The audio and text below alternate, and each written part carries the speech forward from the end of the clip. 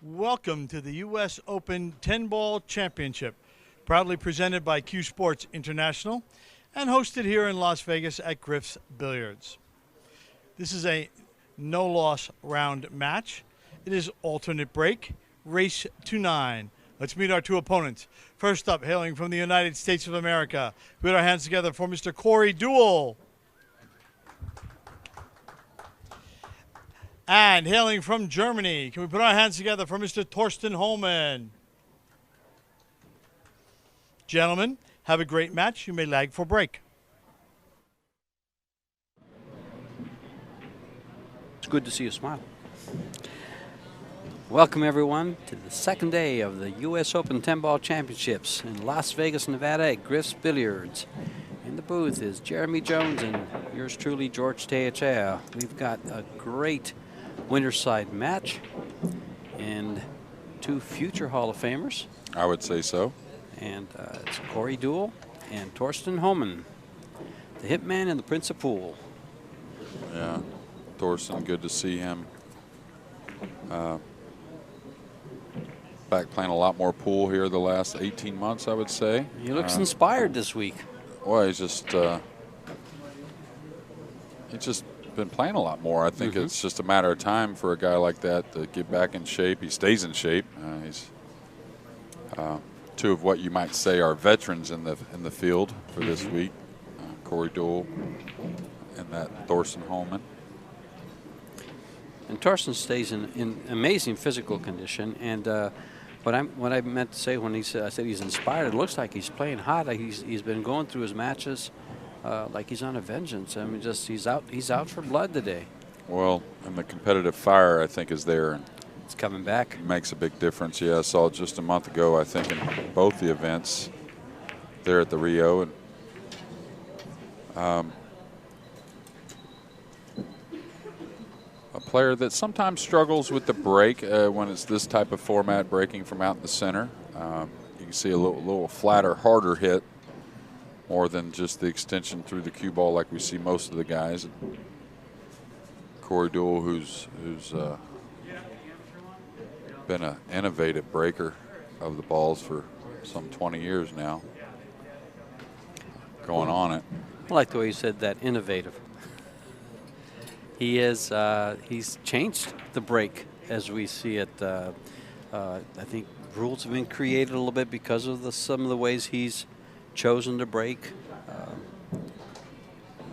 And he's improved a lot to it. He's improved his 10-ball break. He used to exclusively go with the end rail that was a real softer break, trying to really just kind of trickle certain balls in the hole. And it was pretty effective overall and won him some tournaments, but realized he had to really develop the power break. It's just when you get it going with the 10-ball, you make more balls, less work, kind of get a flow going a little bit more. And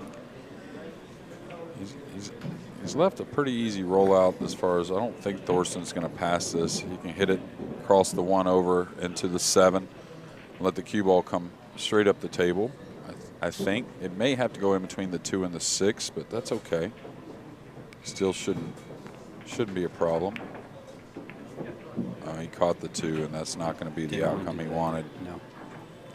A little fortunate to get him elevated to where the cue ball after this 1 may be going into a piece of that 7 ball.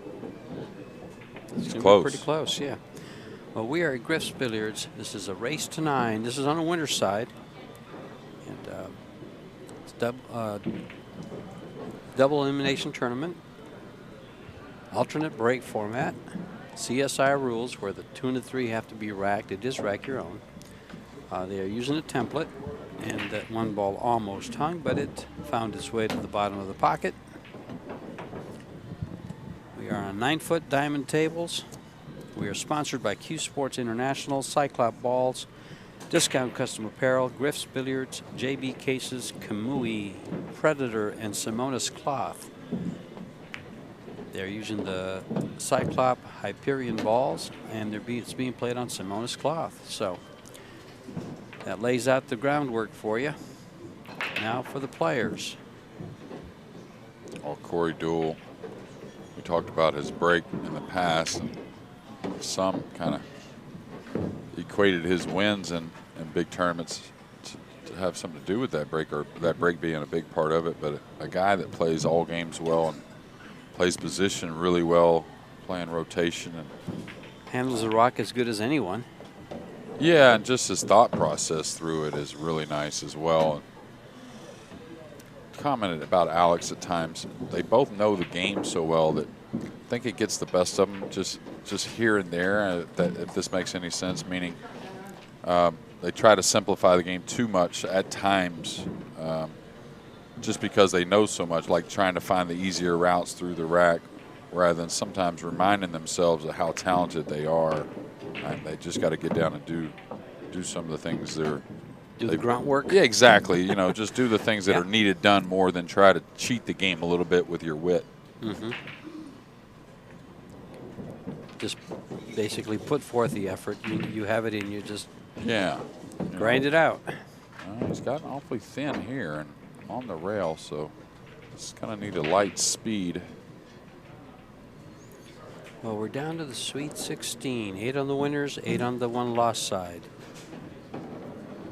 And the 8 matches going on right now are all winner's side matches, except that we still have a few that haven't finished up from our noon matches.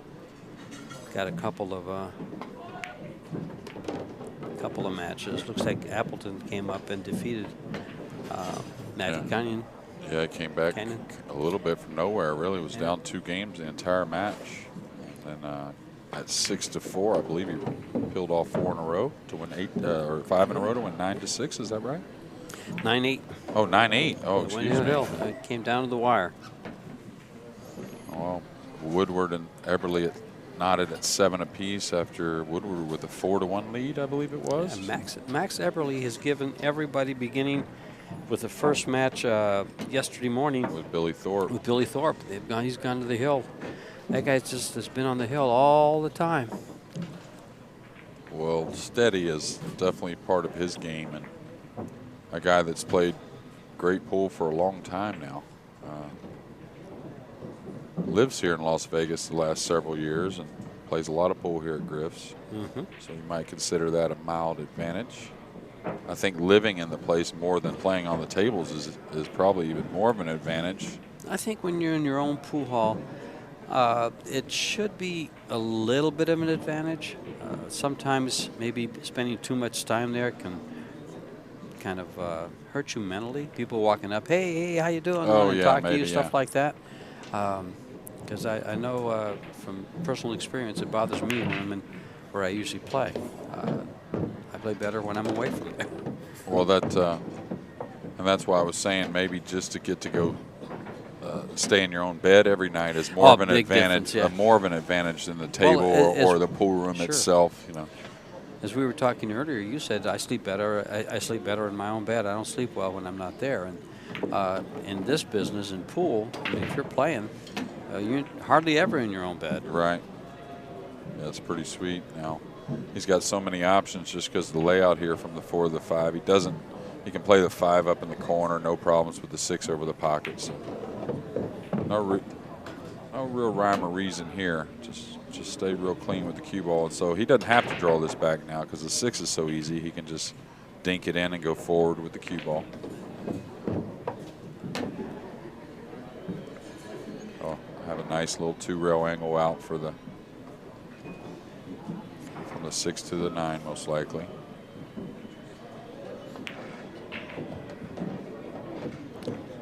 Think he'll go 2 or just come straight down with the touch of inside? I think 2, just because this one you don't have to get it going, meaning you don't have to draw the ball, meaning you can roll off the ball, so your touch should be just as good as a 1-rail touch, and maybe even a little better. It's when you have to draw off of that ball to get it going 2 rails is whenever it can get away from you, yeah. That extra spin, that extra draw stroke. That momentum, that extra momentum you have to put it on the ball to get it drawing. See, I'm getting all my notes, Jeremy, so. It's all right. The bill's coming Tuesday evening. I'll slide it in the corner pocket over there. Keep it between ourselves. I'll put it in accounts payable. Well, Corey's off to a quick start here. He took advantage of Thorsten's break, converted it to a win, then broken ran his own.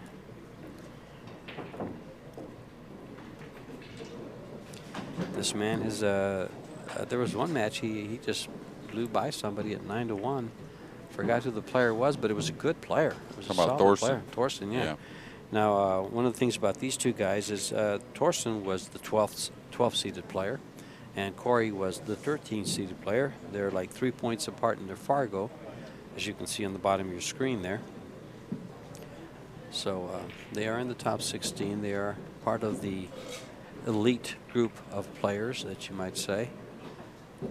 Now watch the break, though. Sometimes it's a little flat, not as much pop. So the balls don't really take their places, meaning track towards the holes you want as much. You see how it's a much flatter cue ball, everything. Now the one got kissed in the position that it normally goes, but just a dry break. Yeah, it's a dry break, and just at times I've seen that in the past when it comes to 10 ball only. 9 ball now. Thorsten's a lot like most of the guys, very effective. Okay. He's going to have to make a little bit of a shot on the 2, but the good thing is the 4's over the side, so position on the 3, you know, just get nice and heavy on it and you're good. You just make sure you make it and you're in a good position. Now the one thing you might think of when shooting the 3, now you got to get the 2 down first, is do I want to move the 6 if I have the opportunity? Just because, or move the 8 if I have the opportunity to. The 6-8's not hard, but something you might have thought of, right? Well, to open the 6 up a little bit with the 4 hanging. The way the 5 lays though, and where the 6 and 8 are, that combo is pretty high percentage. Yeah, and you could move the 6 in a position it makes it harder to get position from the 5. Yeah. And you could push it over by the 9 where it gets complicated. Now he can go past the 5 if he wants here, or he can draw. I like that. I'd have liked coming out just a little more to be a little straighter here, but he's going to be okay. Yeah, but you can hold the ball. You can really pinch it on this table. So.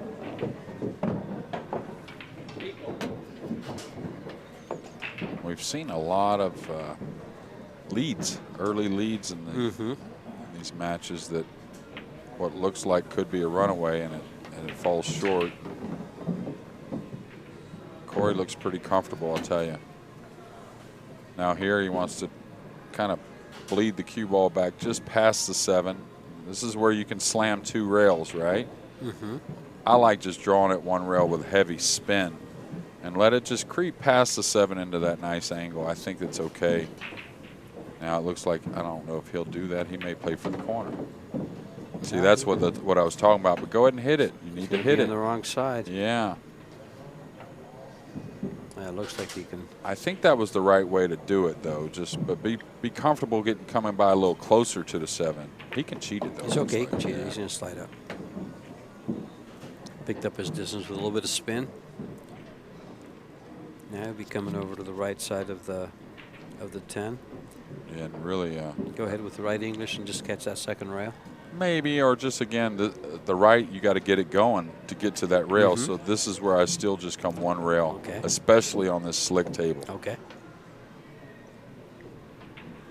You always want to hit that 2nd rail to improve the line of the cue ball, but again, you had to add it to get it going a little bit, and it could get away from you. You don't expect it, but.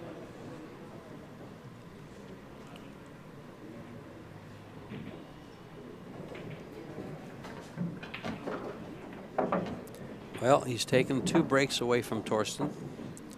Well, we had 36 players in this event. 23 had Fargos in excess of 800. And I keep mentioning that just to really pinpoint and tell you the quality of the field that we had this week. Are you sure it's not above 750? No, it was above. I'm sorry. Yeah, I think it's because Sky was Tyler was one of the seeds, and he was at 770. James was the last seed at 770 or something like that. That's what happens when. No, we had 23 players with Fargos over 800. Well, earlier you had mentioned that and the that's 16th wrong. seed, 16th, right? The 16th seed is like 777, I believe. I just threw my information right out the window. I think we have 23 above 750, I believe, is the right number, but still world class. For sure.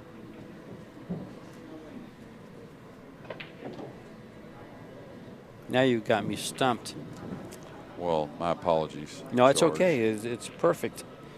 We have a strong field. Oh, yeah, well, I'll tell you, Corey looks really comfortable now. He didn't waste much time getting down and rolling that one ball in long distance. And he's going to take a chance going from the 3 to the 4-5 on the breakout, I believe. I think you have to. I think you want to get the cue ball right back where it's at now and come right into it. Right. And it's a little danger there just because the way they're sitting, you could get pinned behind the 5. You don't expect to, but.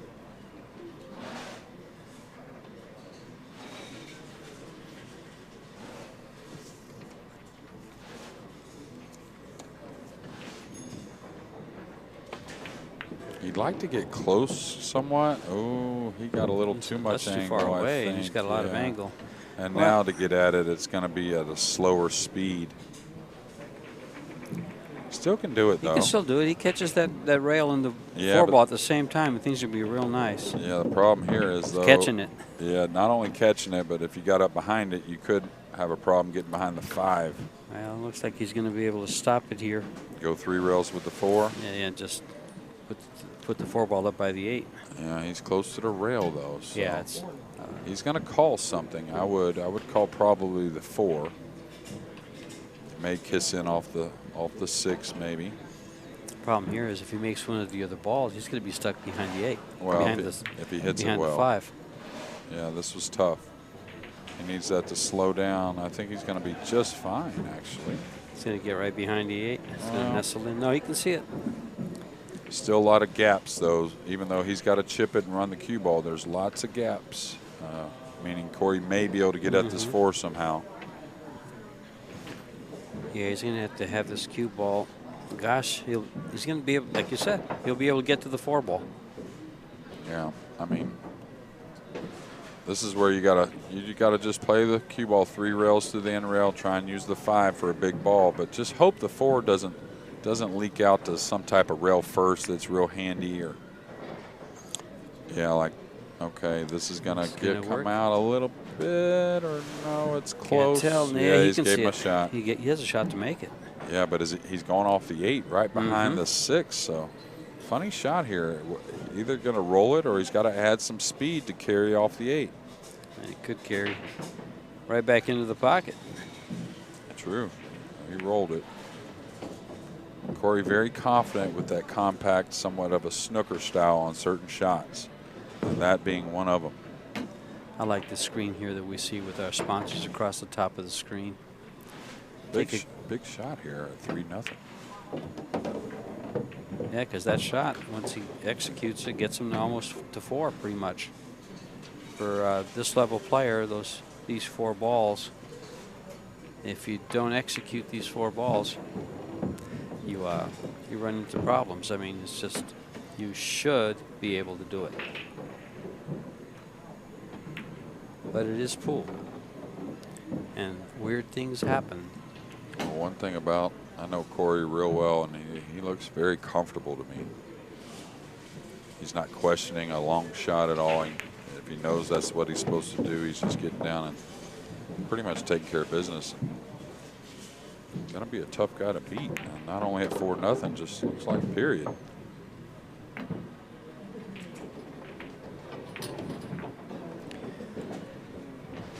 He hasn't really made a mistake. He missed that breakout on the 4-5, but he played around it and got himself back to the table. And he hit the 3 fine. That was just from misposition on the 3. He kind of overran from the 2. One thing though that Thorsten can't keep doing, and he hasn't done a whole lot wrong, is the dry breaks. He's had 2 already. He's 2 for 2 on them. So. Just doesn't get that pop on the balls more. It's more of, if you'll watch how much faster the cue looks like it's moving, really replaces more speed, more of the timing with speed more than extension through the cue ball. Oh, that was better. That was better. Cue ball. Yeah, it was much better though. It was much, the rack open how more like it's supposed to. He took a little off. The ball went in the side pocket like it's supposed to, and he's got a shot on the 1. Looks like he sure does. It Yeah, looks like he can he's catch got to that play top on the rail 1, and come yeah. over towards the 2. Yeah, he's going to have to shoot the 2. Would you get a referee to take a look at this shot here? Absolutely. I mean, there's no doubt about it, and I think. Yeah, Corey's over here looking for John. If he shoots away, trying to get closer to the 2, I think he's taking a chance on missing the 1. Believe it or not, I think he needs to just play safe. No, shoot the 1, but take offensive? the distance. Take distance on the 2. Gotcha. Don't try to get so close to the 2 ball here. So he's going to go this way. Okay. So that tells us he has to throw it. He may overthrow it. Neufeld throws a lot. Okay, he made it. Great shot.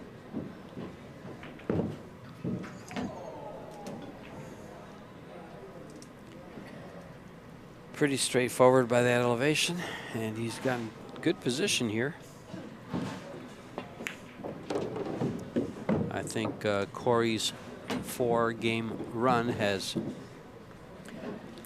more than likely come to an end, but this I got a little tiny funny here. Yeah, I would punch in between the 5-7 with a little left English coming to the left side of the 5. If he draws this, it's going to wrap a little too tight for the 4 in the lower left. I like him going in between the 5-7, staying real nice. And yeah, just like that. Just apply a little left English, come right at the 4. Perfect. Now this is pretty much a stop shot with the 5. Yeah, just same thing. Nice and heavy on the 5 to draw straight back. Well, he brought it back, so I'll have to move the cue ball a little more here now.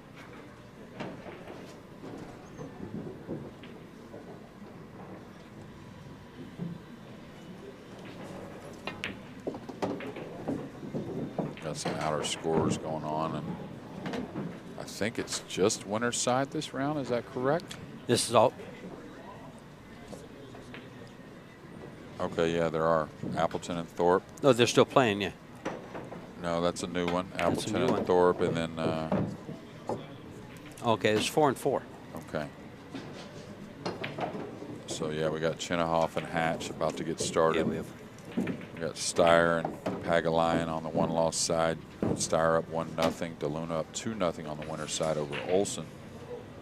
You can see in our screen here, Hohmann's going to get on the board trailing 4-1.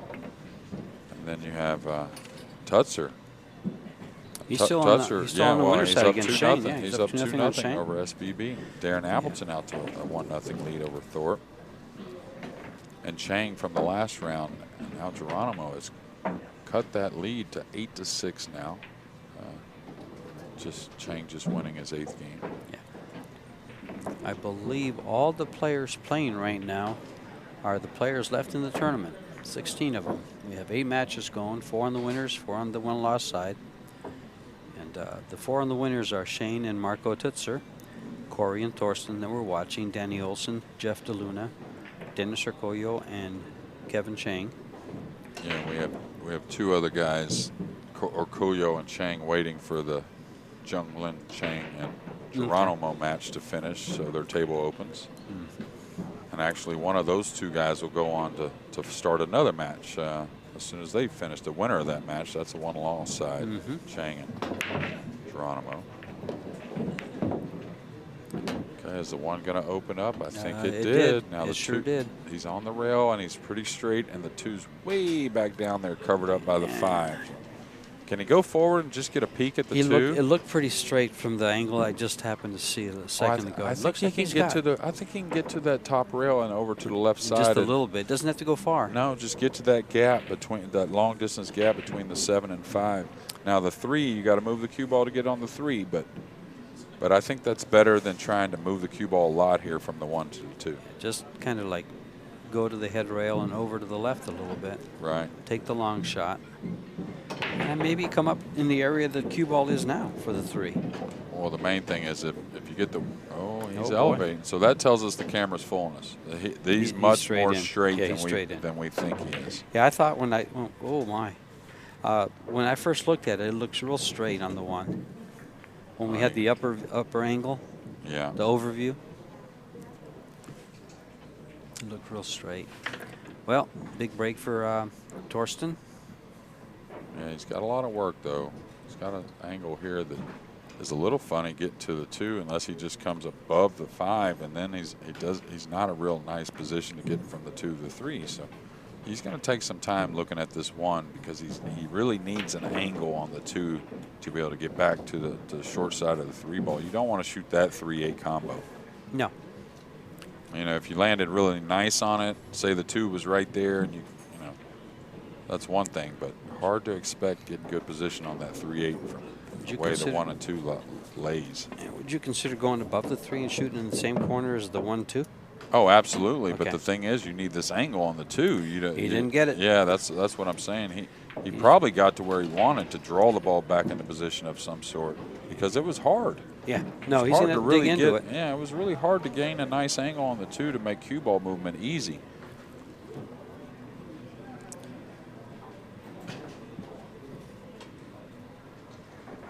Yeah, this is going to be a tough shot. He actually might, well, I was going to say he might be able to just draw this back up close to the 9 for that short rail position, but that's going to be dangerous. Well, he's got to do it, though. He's got to take a chance at getting position here. So he's going to draw his ball.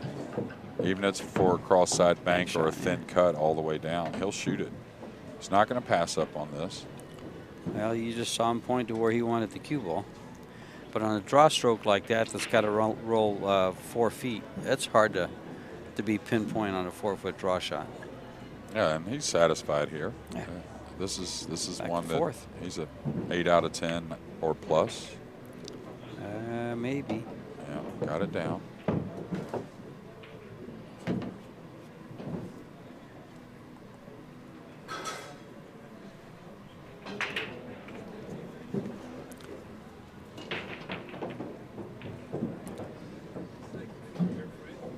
Second day, 2 o'clock match. I believe Thorsten was ex-German military too, right? I believe so. My memory serves me correctly. Not sure. He turned 40 this year, I believe, in mid-July. Corey is 42 or 43. Well, he's 42. So I would venture. I don't think it's a guess. These guys are future Hall of Famers. Well, yeah, 2 world titles. Sure. Thorsten and, of course, Corey with many big titles. Never won the world championships. I believe finished 3rd twice. Tied for 3rd. I believe that one year that Mauro Paez got to the finals. I believe Corey played him in the semis, if I remember correctly. Now there's a name you don't hear very often anymore, huh? Well, doesn't play as much anymore. Mauro probably 60, I'm guessing 62, 63 years old, somewhere around 64 maybe. He's a little younger than I am, man. Yeah. I remember playing him a few times in Vegas. You're in Vegas. Oh, he was a And great player, yeah. I'll tell you. And he was the type of player that, you know, wasn't always up there winning all the time, but when he got in contention, and it didn't have to mean the last end of the tournament, but when he won those first couple big matches, he was going to be there till the end. I can tell you right now, there was a time here in Vegas where I was watching him play on the table next to me as I played my match, and I was kind of thinking, I'm going to have a chance. He's missing a lot over here. Jumped up and put an 8-pack on me. Yeah. And raced a 9. Well, a player that was known for all types of incredible shots he can make. Massey, I don't know if any pool player masseyed the ball any better. Player, yeah. Unique style, Mauro. Moved around fast, too. Yeah. He moved around fast on the table. A kind of a short but very effective stroke. Charismatic. Yeah, really fun to watch. Mexican jumping beanie. Okay, a little more off of him that the ball time. on the side. Yeah, and you can see how Down. much lighter he's breaking. There's the 4-railer. Pretty nice and results. there's the bank shot for the 1 if he chooses to take it, or if he plays safe below the 8-3. Well, if he had a pocket for the 3 coming below, I think he may attack at this bank. But really, with no secure position, if there's a nice safety, I think the safety's probably the play. That's what he's looking at now. If I bank at this and come to the bottom here near the template, what am I going to have? If he gets perfect on the 3, there is no perfect place for it. The Yeah. 5's in the way for the side pocket. The He 10's lays in it the on way the for rail. the The corner. 10's in the, exactly. Great view right there. Is to he'd have to lay it. He'd have to go 3 rails and bump the 8 to have a good shot, Yeah. or lay it right on the rail by the 8. The situation is he's still got to play the 1 near the, somewhat like a bank and play the cue ball back, so he doesn't want to leave any gaps. Doesn't want to allow Corey to have that safety. Well, he's cueing down, so he Looked may like he really called be it. attacking here. It looked like he called it. He called the ball. One's going to get away from him, I think. But his cue ball is going to be okay. There may be a little gap there. I'm not sure. If he can see, it's just a hair.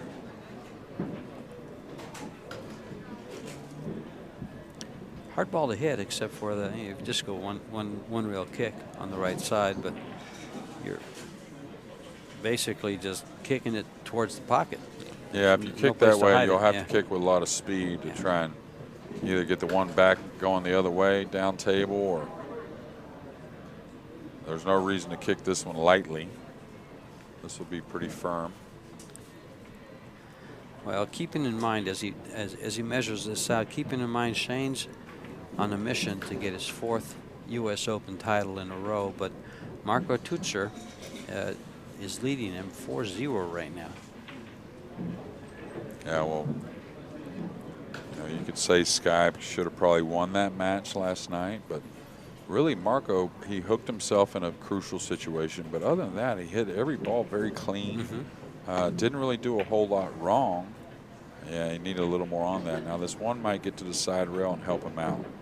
So that's pretty fortunate. You can see how open everything is up the table. So to cut him off of an offensive shot here, bit of a good roll, you might say. But getting back to Marco, is that he didn't wobble him in the holes. No, everything was hit very He well. played a solid match. Yeah. It was one of the best matches I think we've seen on the stream table. It went back and forth the whole time. It went back and forth, trading punches with him. Clean runouts, a couple of missed shots here and there, but it wasn't. He got, like we said, he needs to get perfect, but even perfect isn't good enough. Just perfect to play safe, it looks like. Yeah. And maybe a little. He's calling the 5.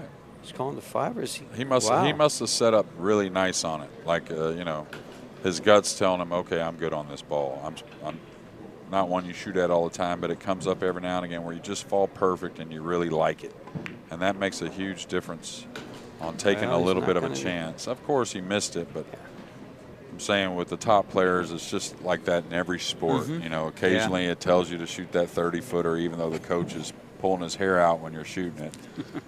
Same thing happens in a baseball. A guy takes his own green light at 3-0. Just something told him be looking for that fastball to change the game. Yeah, exactly. Something you don't do all the time. But when you're talking about top level sports, their mind is a little different. And that was a great example of the 3-0. Yeah, you got the green count. light. Most guys don't give you the green light.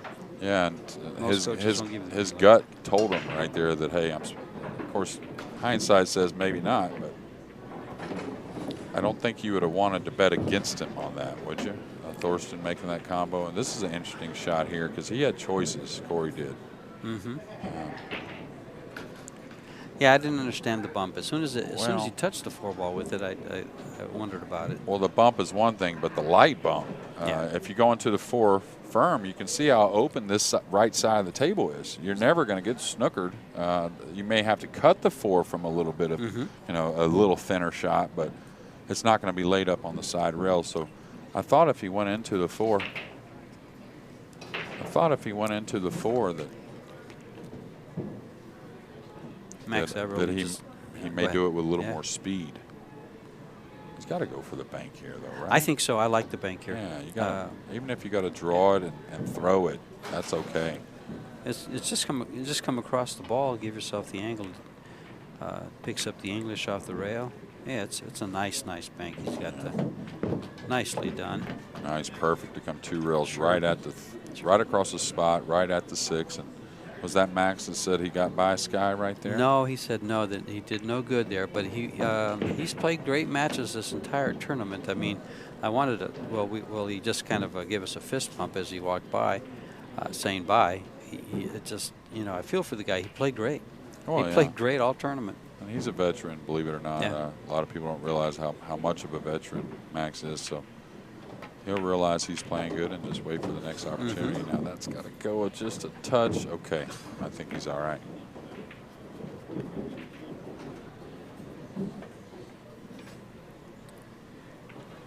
After the for the next match, I'm going to look up his look at the bracket and see how he did on all his matches. I'm willing to bet he never got under 7 games in any of his matches that he lost. Even the ones he won, I think, were pretty close. Yep. I shouldn't say willing to bet. There's a lot of people that like to bet around here. Here's a good shot. That's a pretty one. You walk it down the rail. Yeah. Okay. So same pocket.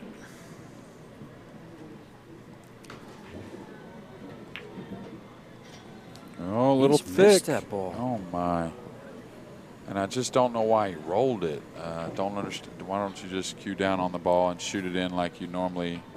As he stroked that ball, I normally reached would. for my pen to put it down on paper as a win, and as soon as he hit it, I stopped because I could tell that he hit it into the rail. What an ouch for Corey that was. Don't know what else to call it.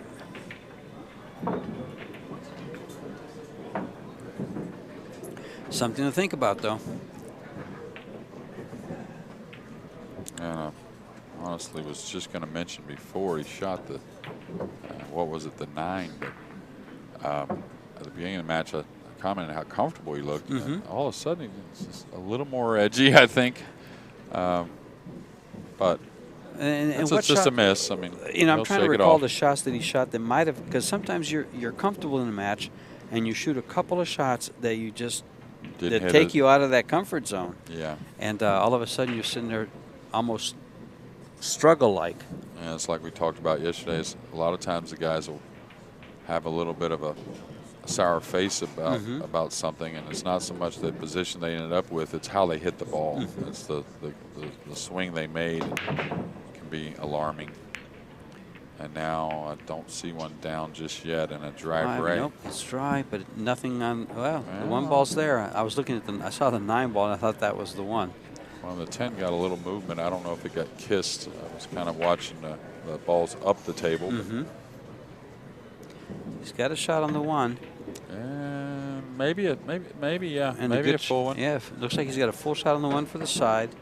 If he's able to handle that, he'll handle the shape for the 2 too. Also.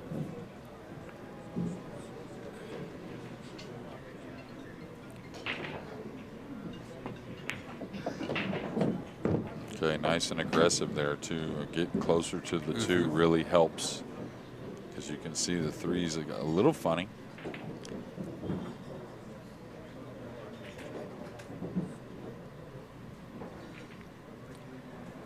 Well, this match might get tight real quick. And again, started out with a 4-0, and then Thorsten has 3 games down and 1 on the way, although this got just a little funny too. Yeah, that's that high English with a lot of spin, though. You notice how easy he killed the cue ball. So I think the 4 passes the 7.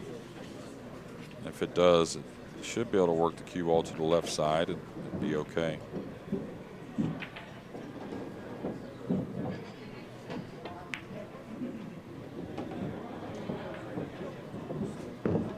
He's back in good graces with the table. Probably draw this ball a little bit, play the 5 ball on the side, and work his way around to the rest of the rack.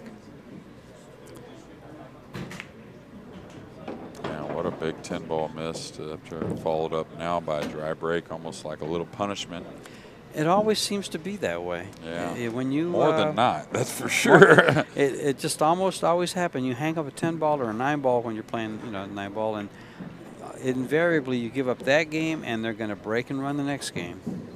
And the only reason I say more than not is I recall a few times saying, man, he should have got punished a lot more after that last mistake, meaning, you know, a mistake and then one game. Yeah, and then breaking and getting a throw in or getting a easy, quick winner of some sort. Or myself included, making a big mistake and then breaking the balls and getting an easy one to maybe win the match after dogging it. Well, that may fall underneath the 7, so that could be problems if it keeps going. It has. Yeah, and you saw a little flinch when he shot it, and he overcut the 5 just a hair to the pocket.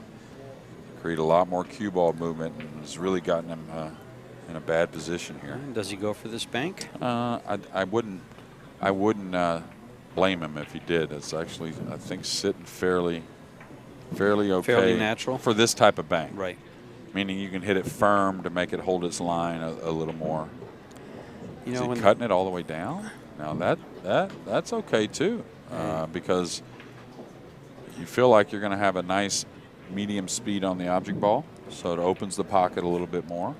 Looks like he is cutting it all the way down. Now he's got to not hit the 9. He's overcut it. No, he made it. Nice shot. Ball. Got the outer edge of the pocket and went right in. And he's gotten to where he's still got to do some work here from the 9 to the 10 because he doesn't have much angle on the 8. I'd draw that to the center of the table and then take my 3-rail follow. Right. Yeah, I agree with that. I'd probably even hold for more angle. I probably wouldn't go as far as the center. I'd probably draw back and get just kind of over the side pocket. Oh, my.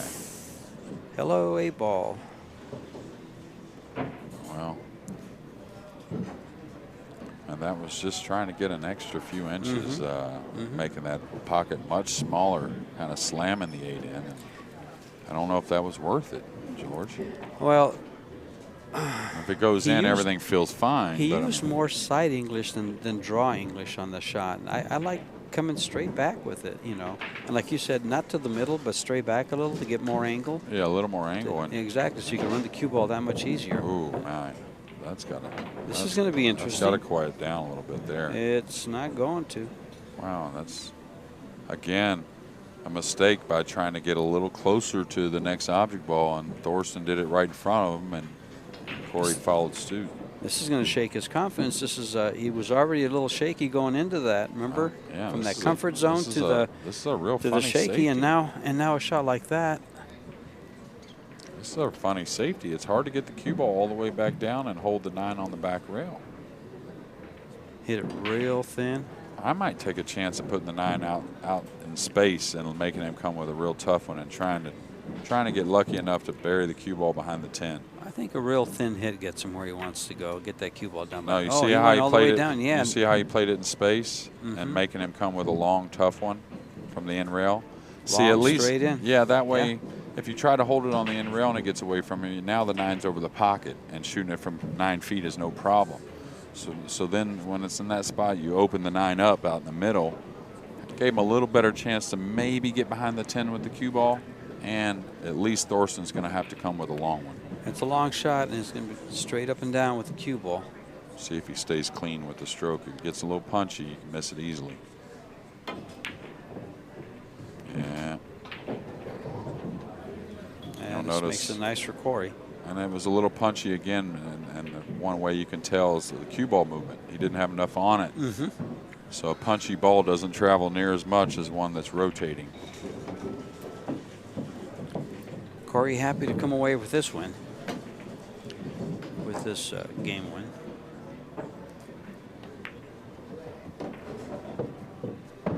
Very happy to come away with that.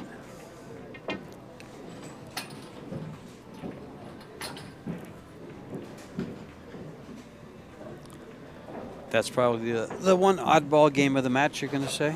I would say that's the one oddball game of the match. Yeah, there were a couple of mistakes by each. You know, and that hung 8-ball, that overplay on the 9-ball by Corey.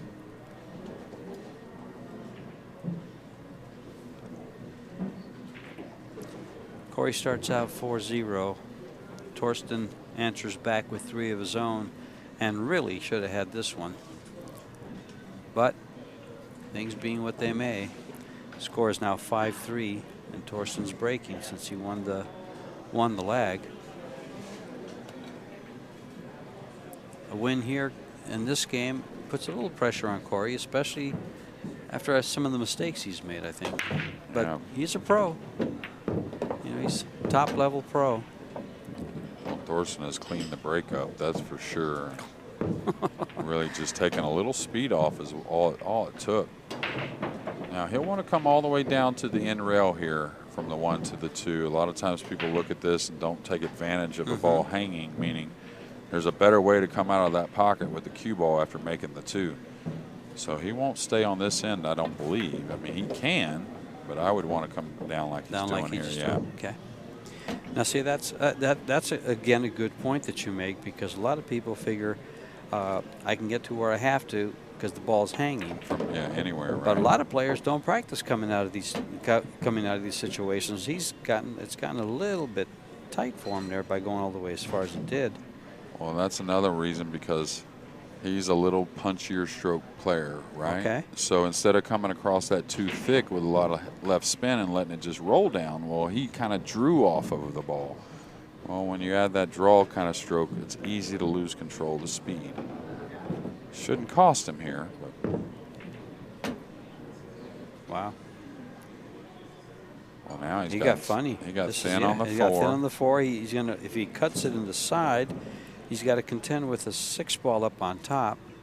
I think he come can into the throw 5. it. I think he can throw it, but the problem is to get by the 6 is you may end up a little bit on the wrong side of the 5 to get it to the 6. Yep. He doesn't want to be on the side of the table he's on now. He's okay. He's done a good job with if he it. falls a little on this, drawn towards the side or not? Is he drawn towards the side? He's going to have to come straight back, or use the bottom rail and come up. And he already showed us it's hard for him to run the ball off the bottom rail 9 feet back up. Yeah. Well, he's a little closer to this one, but still, I think he did fall a little out of line, and that all stemmed from that 3 ball, 2 to the 3. Should be able to handle this one. He was much cleaner that time if he catches the point, though. Yeah, that was close. But He's in good smoother shape. that time than he Much was the smoother, last. yeah. So. You could tell, like you pointed out, you can tell by the way the cue ball reacted and how it rolled that it was a smoother stroke. Right. Yeah, if you send a flatter ball, well, the overall run out of the ball isn't going to be near as much. Wow. Back and Surprise forth. Again. It's coming up. Okay. He's okay with that. We spoke about that earlier. And Don't fight it, right? Don't fight it. Yeah. And that puts a little pressure on Mr. Deuel. Well, these guys are moving right along at a nice pace. After 47 minutes, they played 9 games. You know, there hasn't really been that many safeties in the game. I think there's been, I can think of 1, maybe 2. Yeah. No. A couple after the break is all. Mm-hmm. So, they don't take too much time between shots. They don't sit there and study straight in shots. Pretty much they know where they're going. And they know where they want to go. And once they get down on the ball, it's 1-2 punch.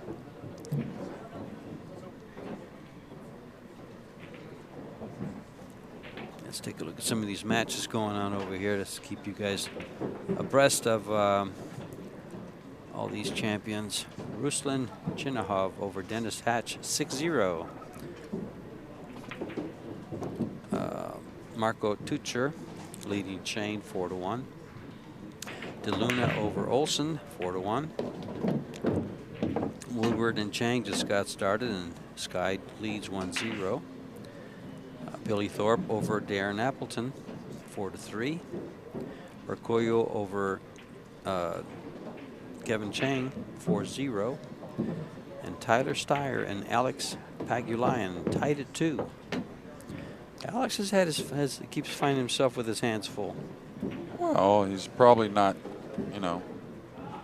Alex doesn't get too far below his standard game, but I don't think he's at his top form right now. Just occasional mistake, moves in there, and he has struggled with the break at times, but he's a grinder, and that top game's coming.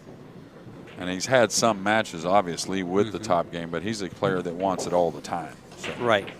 And he is the player that'll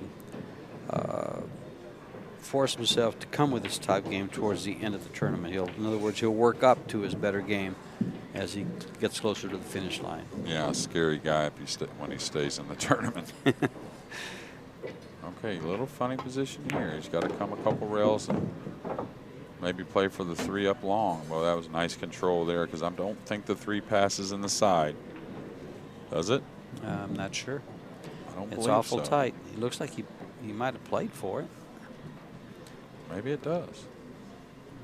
That would make things a lot easier on corridor. If he's looking to get up where he's at now, Yeah, it does. it must, yeah. It must.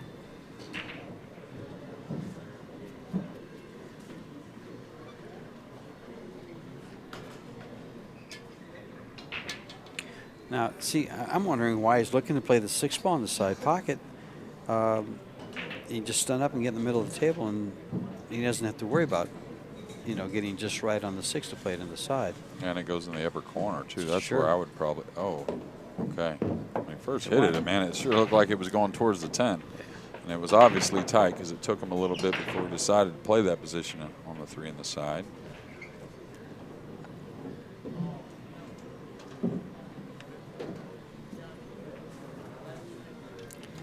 This is the second day of the 10 ball U.S. Open.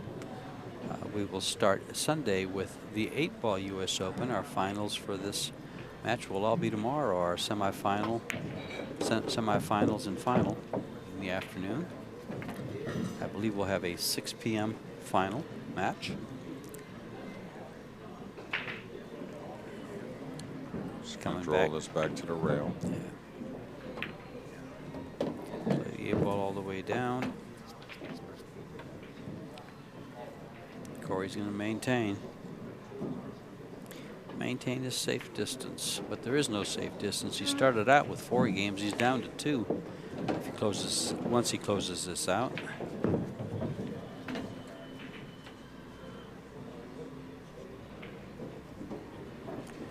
Thorsten wants to stay in striking distance, though. Doesn't want to let him out of his sights.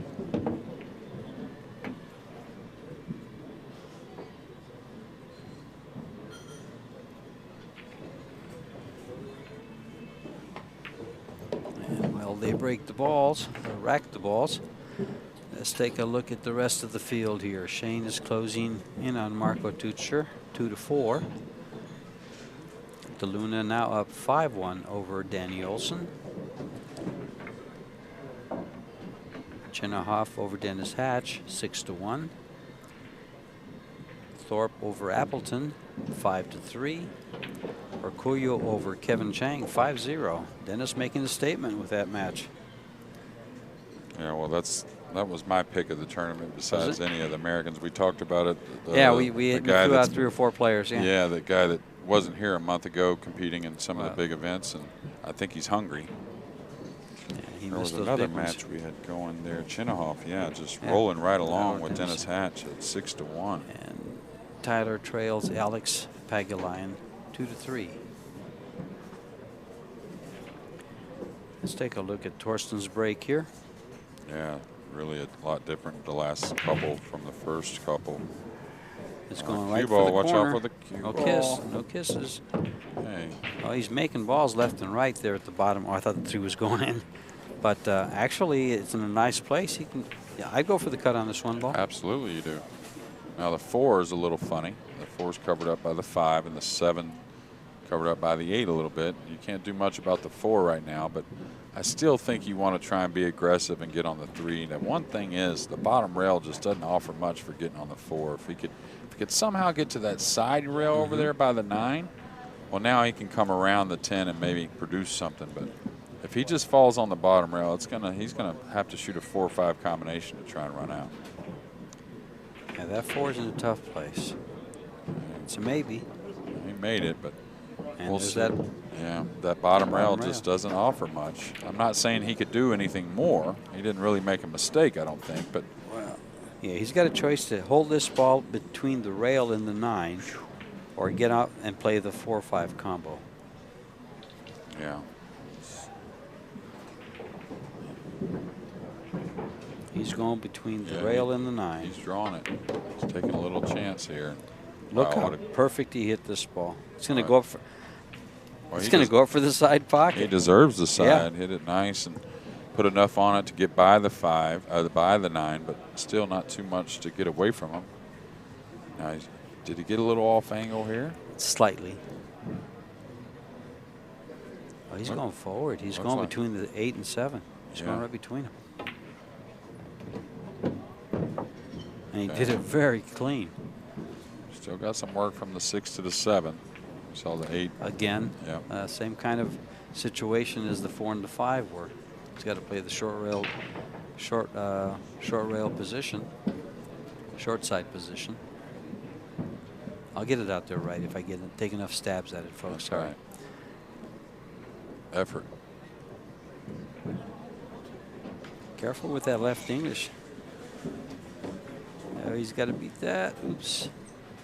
All right. It'd have been nice to bump it past the 8. Yeah, he's got an It'd have off been angle nice. here, I think, though. He may have to draw to the short side again. You know, after watching the way that came so close to the 7 ball, I think he was trying to bump that 7 think? ball. Yes, I really think so. Maybe. I think he was trying to bump it away from the 8 so he could shoot it. So he didn't have to do this. Now he's Look how done. nice he's done this. Well, gosh, Thorsten, if you can do that every time, why not? And he's doing what's needed Sure. to keep this match in striking distance. Now trying to check it up at 6-5. He's working hard. And it looks like it's going to pay off this rack.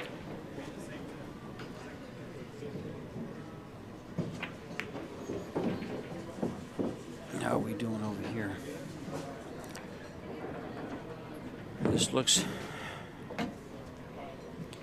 This almost looks like money in the bank for this rack.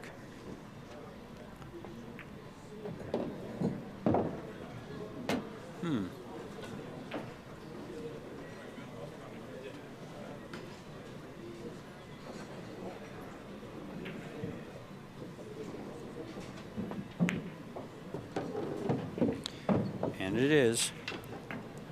He goes ahead and gives it to the cashier and says, mark me up a game. 6-5 now. He's still in striking distance. The pressure's on Corey not to relinquish his break. Okay, still 4-2 with SVB and Tucher.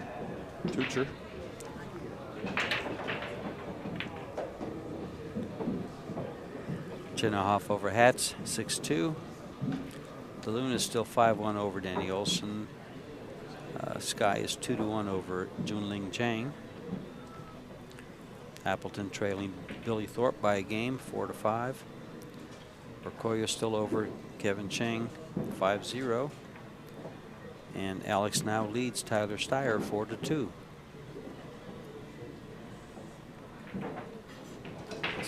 Corey's break here, pretty much. I like breaking from here. Cue ball got kicked around. He didn't make one, though, did he? No, not yet. And no is the answer. Final answer. Yeah. I got a feeling this game's going to tighten up here. This match right here is going to tighten up real quick. Pretty tight already. Yeah, we're going to see some safety play because neither one are really. I take that back. I was going to say neither one are really breaking the balls real well. But Thorsten's last break was outrageous, wasn't it? He made 3 balls on the break and everything lined up real good. Yeah, Thorsten has broke really well after the first 2. He took something off and he's been making balls, making a lot of them. It's a tough shot on the 1 here, being elevated over the 8. It's one he'll attack, but it's not easy.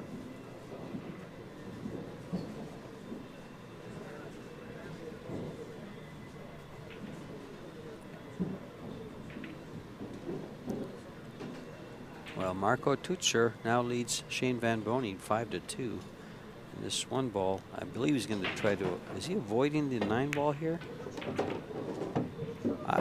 Well, he's not avoiding it twice, is he?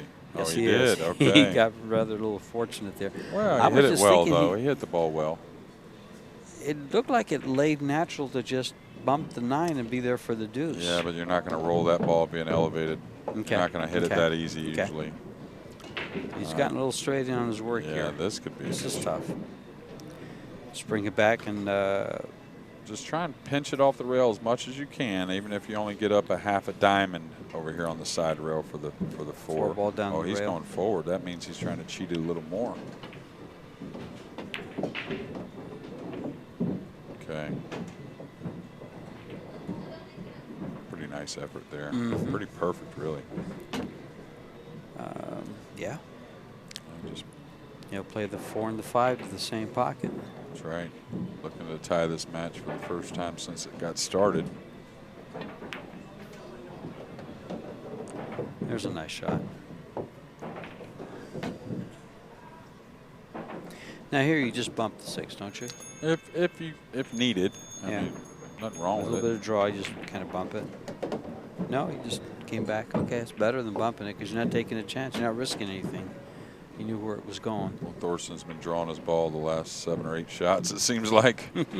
that 3 ball he followed a little bit, but other than that, the last rack he had to draw the cue ball all over to get out. Made one heck of an out in a pressure situation. Tells us he's getting straight in a lot more than he wants to. Well, he probably plays for a little more full on the ball than some. Normally guys that tend to punch the ball a little more do that. Okay. They kind of go hand in hand a little bit. And now again getting a little more flat than guaranteeing the running angle on the 8.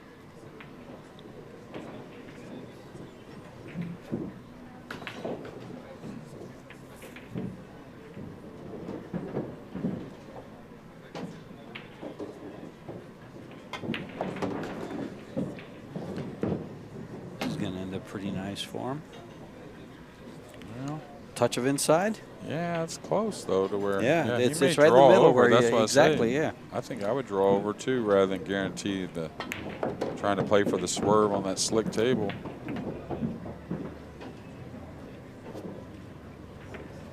Yeah, those are the shots. Like I said, for a lot of players, it's like right the midpoint. And this does tie it up.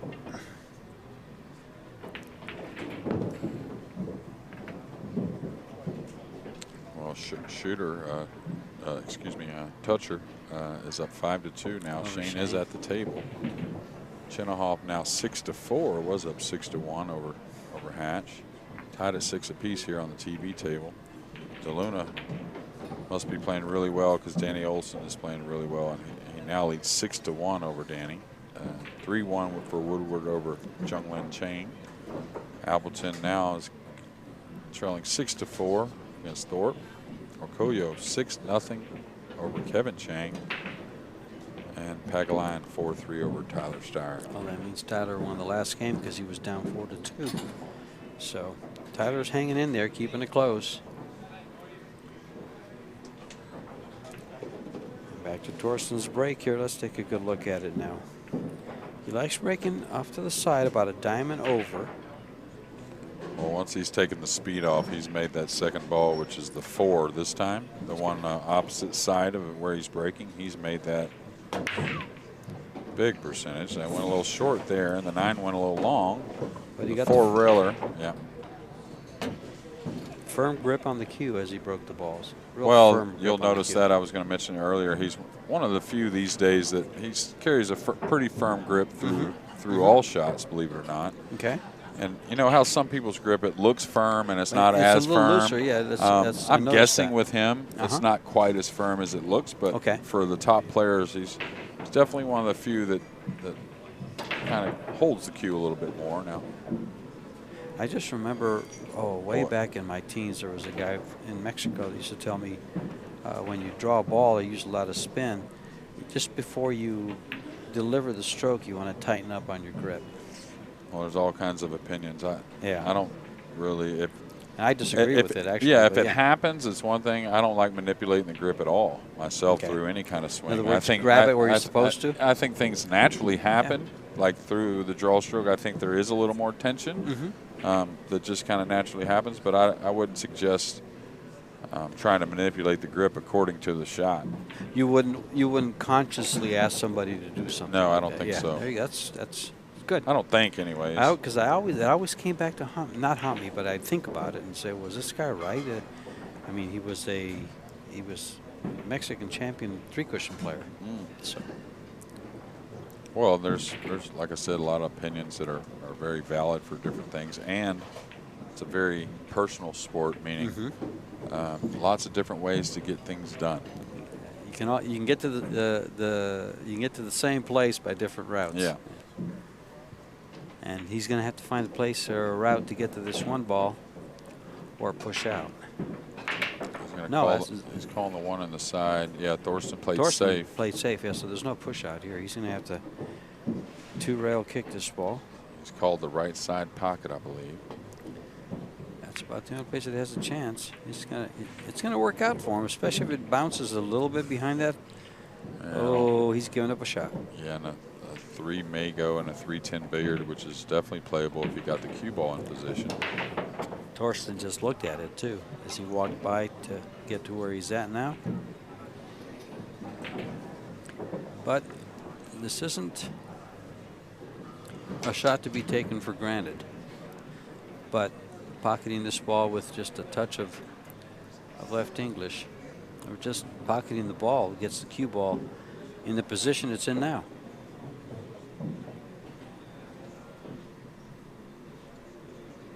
Without much manipulation.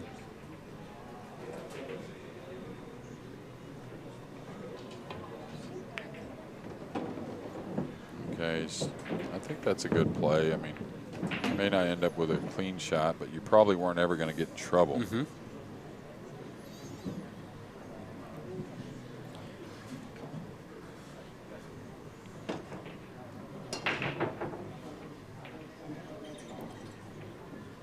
We're looking for a stop shot here and sending the 3-ball past the 8. I mean, if he could reach it easily, yeah. I mean, but with the bridge, it's a little funny. I think he was looking to edge the 3 and use the 4 as a blocker. And it's an important blocker because if you leave one of the better players a piece of this 3 the way the balls are laying, you're probably not going to like it. He did real well there. That was a great hit and a real good line on the cue ball. Out comes the jump stick, I think.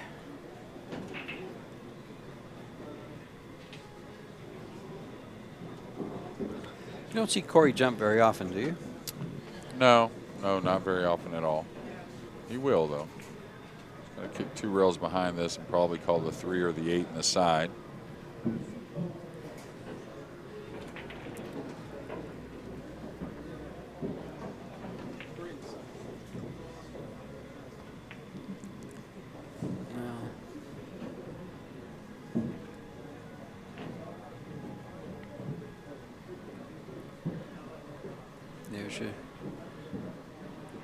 He's kicking at it, no jump stick.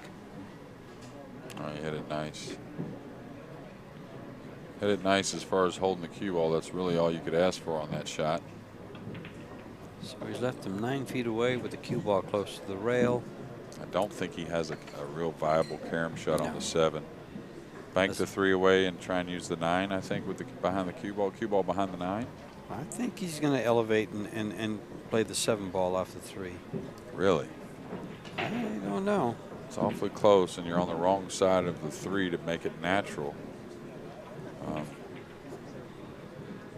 He's called it. Now, if he could level out and hit it hard and deflect into it, I like it. But drawing off of it from that distance, you have to hit it so full, you're coming really close to a double kiss here. I think if he goes at this billiard, I think he's a big underdog. Not a big underdog, but definitely an underdog to make it. He's got to get a little fortune as far as where's the 3 going.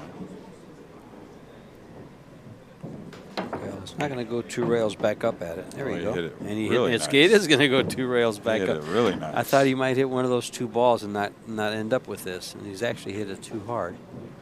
Well, he had to put enough speed. Yeah. His focus was the 7 ball. Yeah, he hit it great.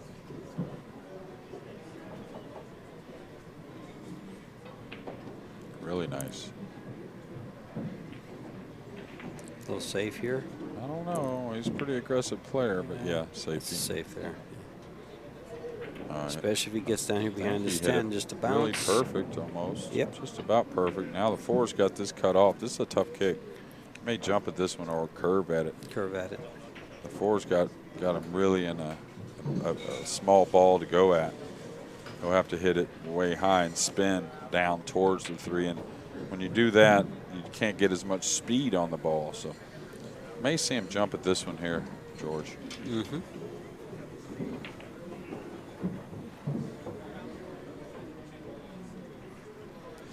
I think he can be more accurate with the jump shot than he can with the spin shot. And a little more guaranteed, sure. for sure.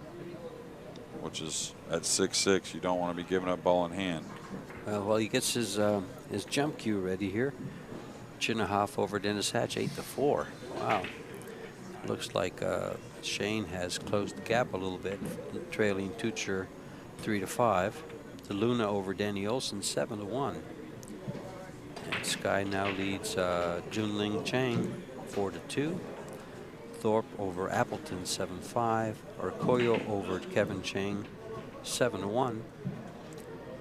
And Alex and Tyler Steyer are tied at 4. Tyler is. Oh, I thought I could see that, but no. 3 and 4. Yeah, he's got to put a lot of spin on this if he wants to get any speed in there as well. See the 4 ball soft is awful speed, big. yeah. That 4 ball is. Look how nice he hit that ball. Almost made it.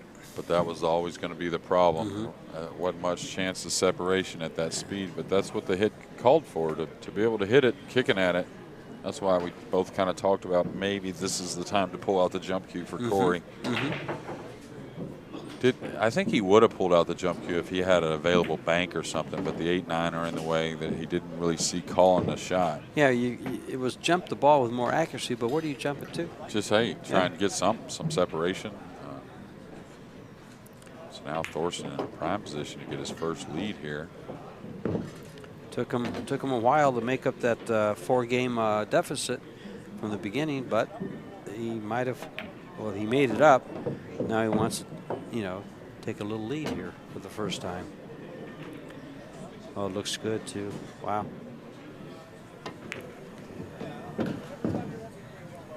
I'd bet my last 200 on this out. No takers in this booth. I'm not giving you 125 Check the to booth 1 down either. the street, not this one.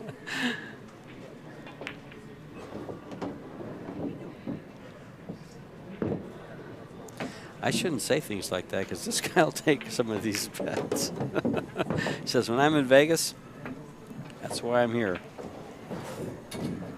And the first lead for Thorsten Hohmann. The Hitman. He's got a couple of nicknames. The Hitman. What else do they call him? I've heard. They used to call him Toasty at one time. Oh, I don't know about that one. No, I don't. Heard of Hitman. For some reason, I've heard of Hitman, but and then I think I looked at. I Googled him to get his age to be sure of when I said he was just turning 40 in July, and there was Wikipedia had another nickname for him, and I should have written it down. Maybe a German nickname. I don't remember. Well, we're playing a race to 9 here, so we're getting to nearing the end of this match. There'll be races to 9 all the way until the final come tomorrow evening, which will be a race to 11, one race to 11. Well, Ruslan Chinahoff has defeated Dennis Hatch 9-5. Corey's amping up on this one. I don't think he's a little more speed, but I don't see one down. The 4-railer hit long, and he's going to give up some type of shot on the 1-8, I believe. Mm-hmm. And he's wondering that, hey, this all kind of went south here after 4-0. Well, we saw a couple of those leads, right? Wasn't the last match? But he went on to win. But Tyler had a 4-0 lead, and they got tied up at 7s, I believe. Yeah, well, we've got a few that 7-1. Dennis Arcoyo over Chang, 8-1. DeLuna over Olson. So we've got a few that are one-sided, but some pretty close matches here at the And those 2 o'clock hour. Yeah, those 2 one-sided matches, though, are on the winner's side.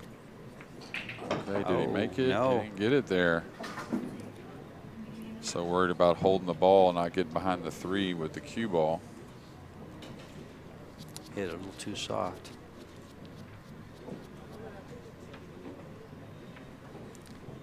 And I don't know that he can play the combo with the 1. Probably play the billiards. Is he going to go into the rail? No, he'll Send go into the ball to rail, yeah. I think, and hold it there. I don't think you can lose the 1 if you hit the 8 No, first. If you hit the 6 first, either one, you're going to hold the 1 there. Yeah. And you can drive the cue ball away from it. Yeah, I don't think he even has to do that, really. I think he can just stop there. And I mean, the 1 may continue to the rail, but I don't think you're going to hit it that hard.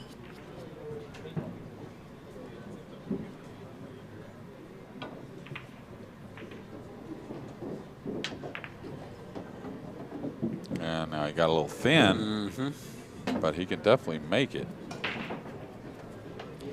Yeah, making this ball, though, means he's going to hit the 6 ball with the cue ball. And look where the 2 ball is.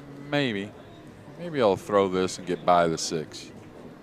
Maybe throw this right English and get by the 6. The thing is, he can only get to the center of the table for a cut on the 2. He don't think he can go by the 4 and expect to get by the 9 as well. I think it's a soft throw shot. Just try and get above the 4. That's all. Just get above the 4. Oh, he took a big chance there, and he's going to get away with it, I think. I think he's going to get actually, like, perfect. He got as good as he could from what he did. Wow. He sure did. That made things actually not hard at all now. This is pretty much the shot of the rack, I think. The rack here. Oof. Well, he's not done yet. No, did he get elevated? Yeah, he sure did.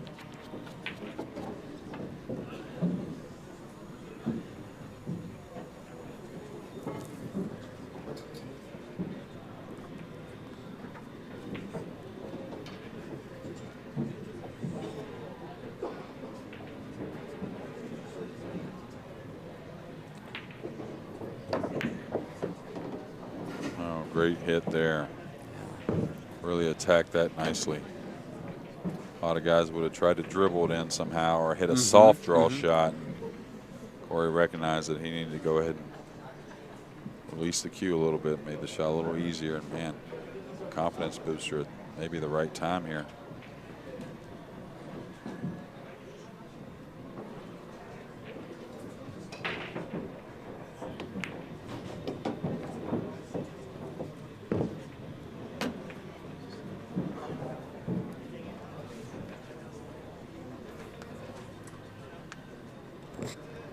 I thought you were. He'll just stun that there, or is he going to draw up and play the 6 in the same pocket? Oh, yeah, he'll just stun. That's what I thought. Yeah. Corey doesn't go past position too often to play other position. And it's pretty good policy. Sometimes you do, just because you don't want, like we talked about a lot of times, you don't want to fight something. You know, if something's telling you the angle, go ahead and move the cue ball. All right, but otherwise.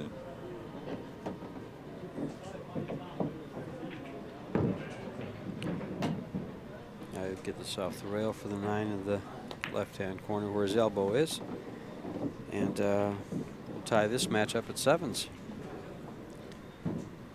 Just as I thought, this would get tight.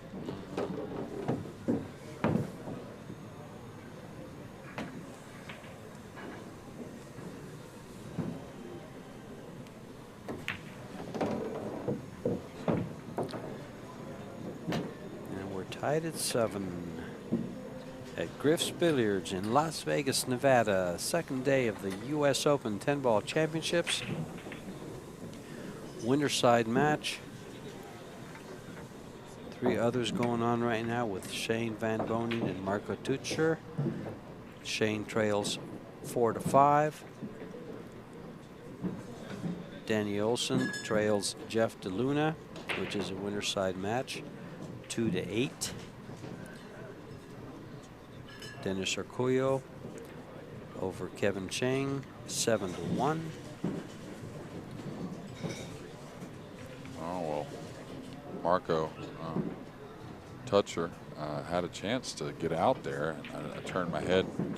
Evidently had missed a ball to go up. Would have been 6-3. Oh, wow, yeah, 6-3. So now again at the table, sitting here at 5-4, but the complexion of that match has changed. And that's got to be a lot of pressure, like with Shane Van Boening closing closing in on you. Yeah. Especially for a young player like Marco. Well, and talk about pressure. That's how impressive Shane is, and you know the pressure's always on Shane as far as he's got the target. Yeah. Supposed to be always performing at a super high level, which he does. But impressive that he handles it coming from a lot of hard work. That's continual hard work. Well, his work ethic, and he's still one of those players. I mean, I've watched this guy in all these U.S. Opens, and when it gets close to the semifinals, he just has another gear. He just seems to come into another gear. Okay, well, Thorsten can, I think, bank the one down and come 2 rails right on the back of the 8-3, I believe. If he wants, he could cut the one in with some inside and try to open the 8-3. Don't think that's a real smart play at this time, but this is just high right. Be aggressive, come in 2 rails and bump the 3. Don't worry about nothing. Just don't baby it. Go ahead and shoot it a little bit. Oh, well, he didn't play the bump. I'm really surprised he didn't let it out there with the 8 being attached to the 3. You're not going to lose the cue ball at all. And you get to open the 3 up. Yeah. Another shot he had there was to go off the right side and come down below the 5 with the cue ball. Nothing wrong with that either, but man, he was really in a prime position to maybe get ball in hand and get the balls in a run out position as well. Now Corey's going to call this down there, never really intending to make it, but Corey will be aggressive, trying to come 2 rails on the 9.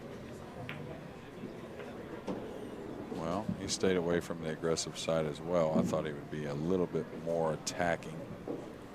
He might be able to see an edge, but what do you do with the edge that you have? Well, he's got a jump, though. The 4's a long ways away. Maybe the jump isn't so easy.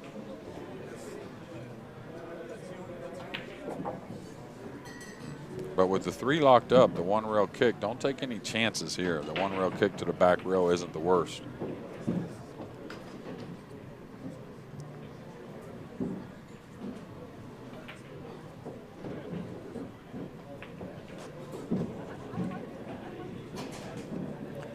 Well, Darren Appleton's hopes of a 10-ball championship are out the window as he gets defeated by Billy Thorpe 9-6.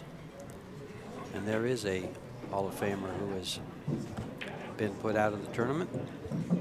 And again, Marco Toucher was at the table shooting on an open table and failed to get out. Now, SVB, that aura, has a simple 10 to tie the match at 5 games apiece.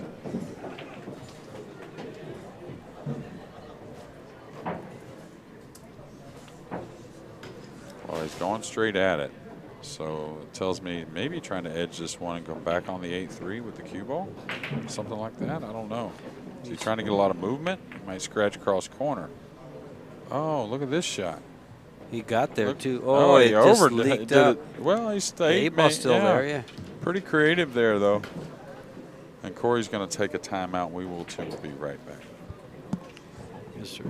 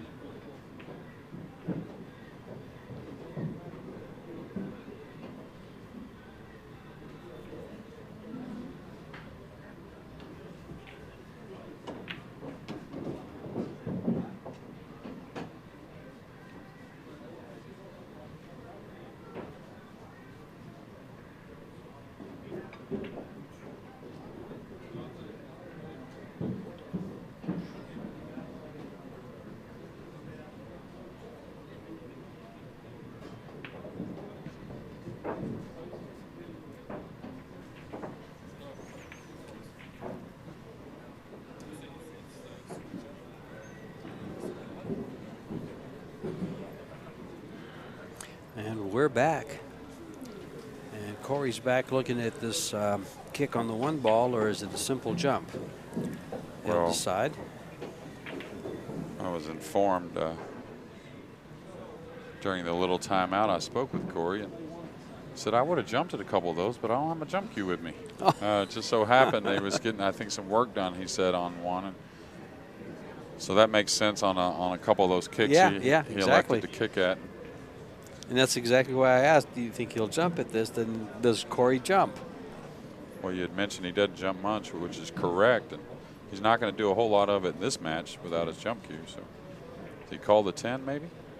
Might have called the 1 or the 10.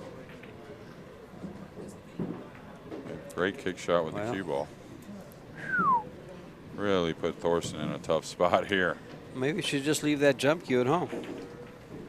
Well, he does kick at the balls well, that's for sure.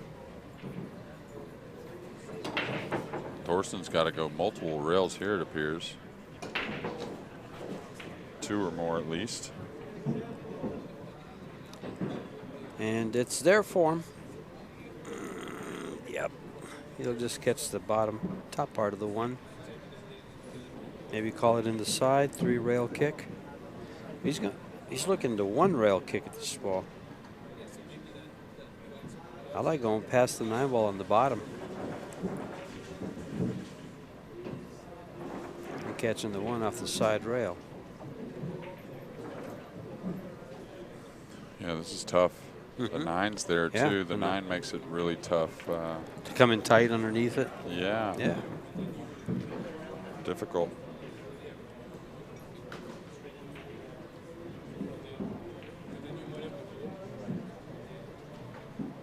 He's going 1 rail at it.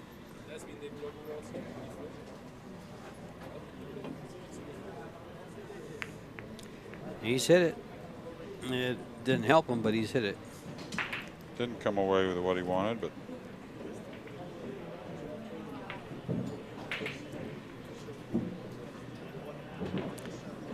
being tied at 7 here, this is a good break for Corey. A good start for Corey. I don't know that that was a break.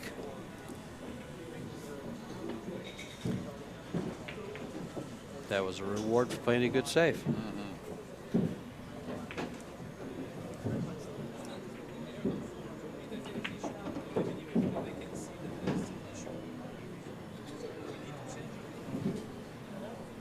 well, there's a 4-10 carom shot that's a pretty makeable carom, with especially with the 7 being there. So just got to navigate these 2 shots here, the 1 and the 3, and then position for that. And heavy spin probably here. oh, So one good thing about the carom, you don't have to get out much for it to be very, very makeable. just off the rail a little bit, right? Yeah, So maybe up the might have to middle use diamond or something like that. some low English there, possibly. Yeah, you don't want to get on the rail, of course. You want to be off the rail, but yeah, just somewhere right in there is just really ideal. And he may ignore that carom shot. Of course, the balls are open where he can run them, but it's one of those caroms that's just really easy. Did you go rail first at this, or no? He's just going to cheat it. A little Yeah, bit? he can cheat it just a hair. Looks pretty straight. Yeah, he can. Okay, gotcha. Wasn't So sure he could do that or not. Now, being a hair thin, I think he'll play it. He'll play the 10, meaning he's a hair thin on the 4. Yeah, there's a huge pocket here. And interesting enough, Corey will be breaking off in the next game if he happens to get this carom on the 10 down. So he'll have his opportunity to win the match. A lot of times with a field like this, that's all you can ask for. Now, you don't English this ball, you just hit the 4 ball a little thick, right? Yeah, you might put a touch of right, but not much. Yeah, He make drew that off ball, of it. He could have hit it heavier, in whichever kind of way he preferred.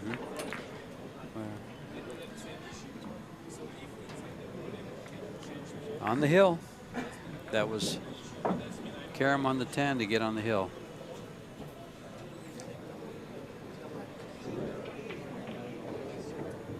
All in all, this has been a good match. It's been sprinkled with some errors here and there. Yeah, pretty solid though. Corey started off playing really well and really loose. Had a couple mistakes in the middle with Thorsten gaining some momentum, and Well, he almost looked unbeatable the first 4 racks. yeah, He looked really good. making a lot of long shots. Sure. But now in a nice position to advance to the final, what would be the final 4 of the winner's side here in our first U.S. Open event of the week. This being the U.S. Open 10 ball with the U.S. Open 8 ball to follow.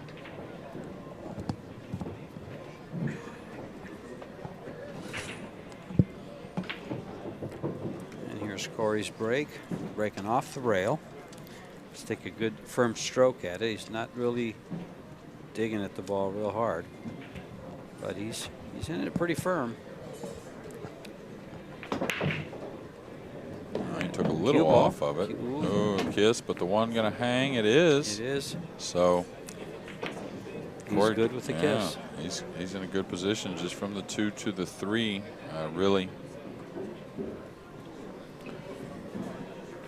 Okay, what do you do here? Okay, this is where you hit this with a high right. Right, yeah, just and go in between the 8 and 2. But go ahead and get the bounce off, because you either want to be straight on the 2 to where you can draw back, or just get a little angle where you can come to the side rail. See, he's thinking that he can go 3 rails by the 9 easily and drop for the 10. It's not like that on the slick table. Not saying it's not doable, but it's a lot tighter than you think. I see what you're saying. He's looking to lay the cue ball on the far right rail where he just measured, and going 3 rails for the 3. Yeah. But that third rail is short side. It's a lot harder than you think. Yeah, this is where I try to get. Yeah.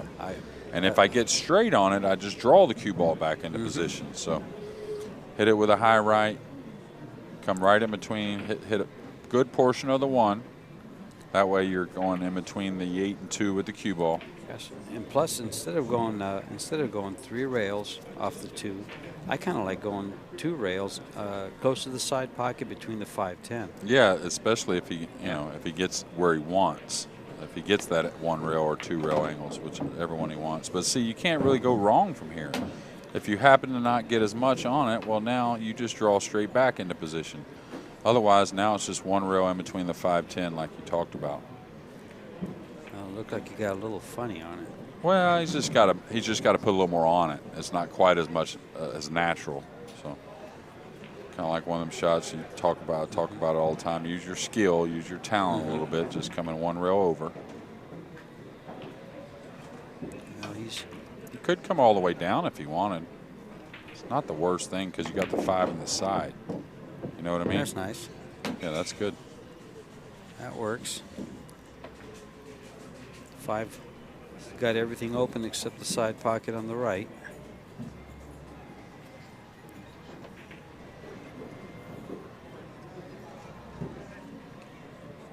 So just check this 1 rail up with a little bit of right English, catching the 3 a little heavier. Doesn't want to get elevated though. So really nice speed with the cue ball. Well, came a little more than I thought. A little tough getting on that 6 ball up there on top. Well, just have to take a little cut on it. He can come around the table and play the 7 in the side, so nothing wrong with a little angle on the 6. Really, after the 5, it'll just be 1 shot to advance to the final 4 of the winners, most likely, and that'll be a little bit of a cut shot on the 6. He's elevating quite a bit here. Oh my! And that's the second one of those types of shots he's missed. He had one earlier that he elevated on I believe it was the 1 ball. Right, right. He kind of missed poorly also. Those elevated shots like that, they are tough. They yeah.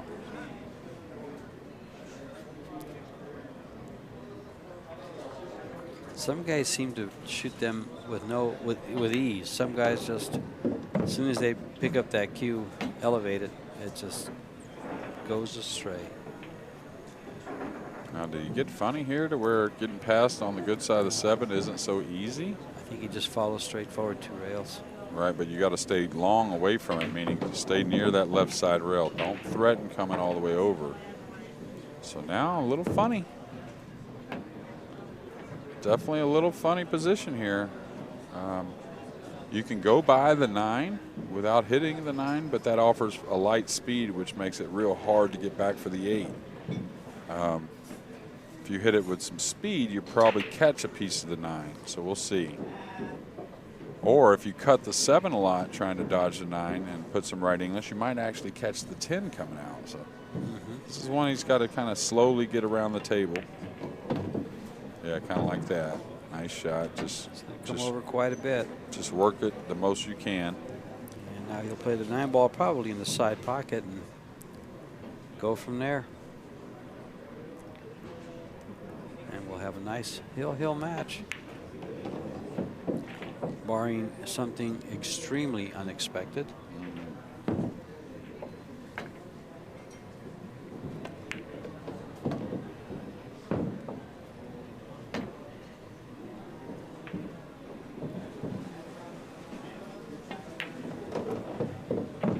And we're tied at 8. Winner side match. So this is one of those matches where both players played good enough to win the match already, and both players made enough mistakes to lose the match already. Yeah, at this level for sure. There haven't been a ton, but no, there's been a few though, and an upsetting one in the last game by Deuel because he really managed the first part of the rack, what looked like the tough part of the rack, really well. Just to get overrun the cue ball a little bit and get elevated and cause a miss on the 5 ball. As he racks these balls, Shane Van Groningen has now taken a 6-5 lead over Marco Ducher. DeLuna has defeated Danny Olson, so Danny goes to the 1-loss side. Skylar Woodward leads Kevin Chang 6-5. Billy Thorpe has defeated Darren Appleton 9-6. Orcoyo has defeated Kevin Chang 9-3. And Tyler Steyer trails Alex Pagulayan 4-6.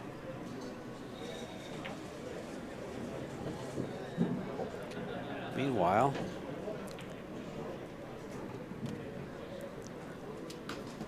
on this blue felt table here, Simonis cloth, beautiful diamond. Mr. Hohmann about to break the balls. Wanting a great break and a nice look at the 1 ball to possibly just close this match out without his opponent leaving his chair.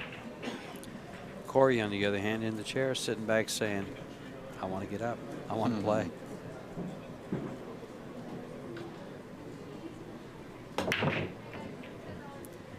Didn't hear anything down yet. Nothing yet. There goes the 4. Okay. Nothing real positive about the lay of the one in the cue ball. A safety? Yeah, most likely. He's got to play the 1 softly underneath the 8 and let the cue ball just kind of with a lot of right spin drift by the 279, I think. Yeah. I think anyways. I mean, he's got a little bit of an offensive shot on playing the 3-ball carom or combination somehow, but it's pretty tough. And might be what he's looking at right now. Oh, he's looking at the cross corner bank. That's what he's looking at. It's tight, but it's doable. It's very doable.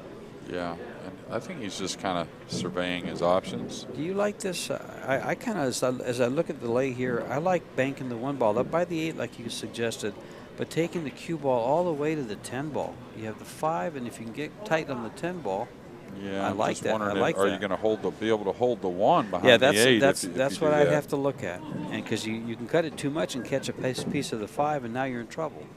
You've sold it out. Yeah. Oh, you mean just chopping it a little more? Just chopping it a little more. I got you. I got you. Yeah.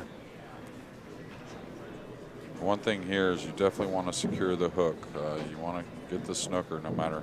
Yeah, my focus is on laying the cue ball up against right as close to the 10 ball as possible. Because if I don't get the 10, I have the 5 also. Right. Nothing wrong with that. And he's just looking at that right now. Yeah. I'm wondering if he's looking at the 3 rail angle behind it, but I don't think so with the 2 looming. Well, actually, the 3 rail angle lays there if he banks the 1 and goes for it. I think he's shooting your shot. Just chip at 1 rail and try and coast up by that 10. Let the 1 float just to the back rail on the backside of the 8. And that good call there, George. And did he leave him a piece of this ball? He did. And he did. He definitely left the kick so too. Also, huh? Yeah. This is one he may elect to kick behind instead of cut at.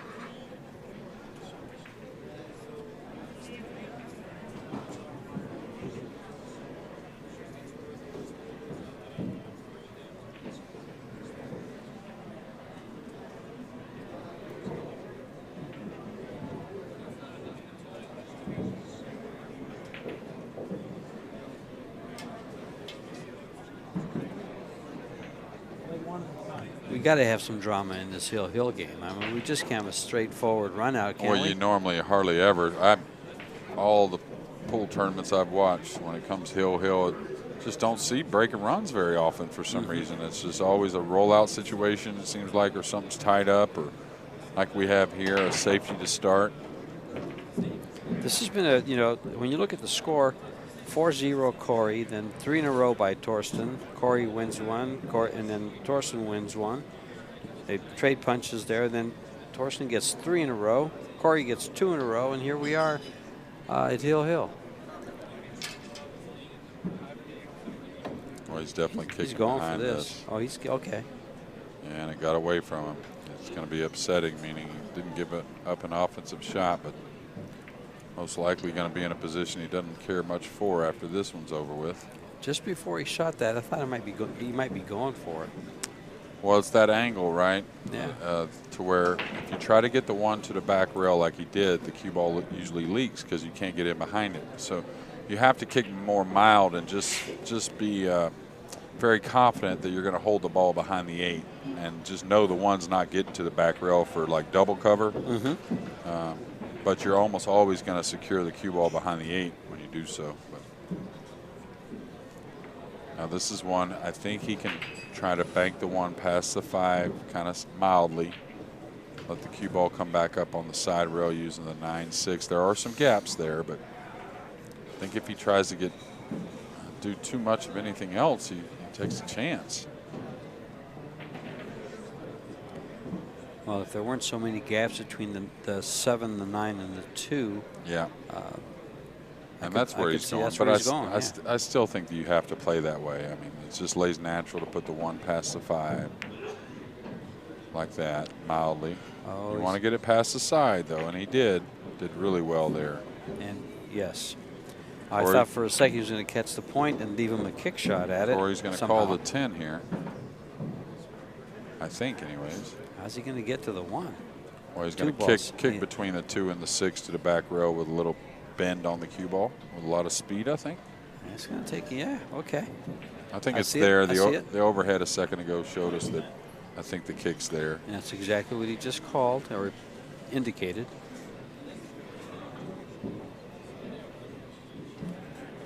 This goes in, it'll be the highlight reel of 4 tournaments. He hit it. Yeah, it's going to give up a little bit of a look at the 1, but somehow he got the 1 to the back rail. It's a look, but not a real good one, but he does come to the table. Well, he's cutting at this, right? To go right in between the 6 and 2 and back down? I think so. It lays nice for it. Or even if you want to run into the, not the 6, I'm sorry, the 7, even if you want to run into the 7, your chances of something going wrong is pretty slim, right? Just come 1 rail and come up into the 7. If you hit it full, if you don't hit it full, you're not sure which way it's going. Yeah, but the 2's over the pocket, right? Yeah, that's so true. If you fall behind it, you got the 2 in the corner. And you're not blasting this, I don't think. No, you're just trying to pocket the ball. Speed, yeah. I like going for it. I like being aggressive here. Because really, where do you play safe to? Yeah. He cuts the ball well. I mean, these are shots that are in his wheelhouse, right? Wheelhouse or realm or suitcase. Yeah, I like him shooting it. Now he could just shoot the 1 away and bank it underneath the 6 and draw the cue ball over here towards the template and take his percentages that he'll probably get a snooker going that way with the 7 and the 9 the way they are. Just kind of bank the 1 towards the 6 and draw the cue ball over. But I like him shooting at this. It's always an ill feeling when you play what looks like a percentage play and it just leaks out a little bit and the guy comes with one heck of a shot on you. It's a sick feeling when that happens, especially when you know that if I had gone for that and made it, I'm out. Yeah, that's a tough one. But he's got to be decided. He's got to be committed, as you used the word before.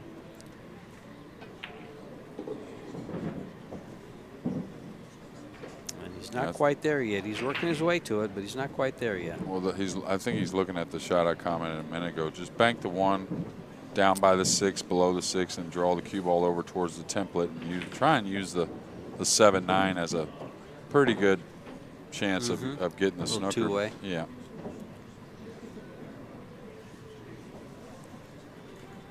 That might be what he goes with, Jeremy. Yeah, I don't think you can really play to make the bank. You might call it still, but I still like him. Yeah, he could. I still like him. But to get the cue ball over a little bit, you figure the 1's going to hit a little wide. But I still like him cutting this in. I mean, more I look at it, it's just.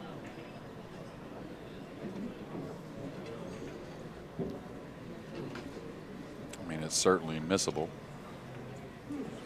Okay, he's going for the cut. If he's hitting high ball, I got to believe he's going for the cut.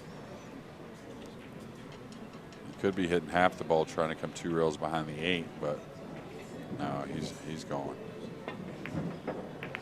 No, he overcut it badly. And he's come out okay. Yeah, it looks like it. There may be a spinner, a rail first spinner. He's got he's way out there, but Corey moves that cue ball pretty good, but that 5 ball's an awful long way from the cue ball. Sure is.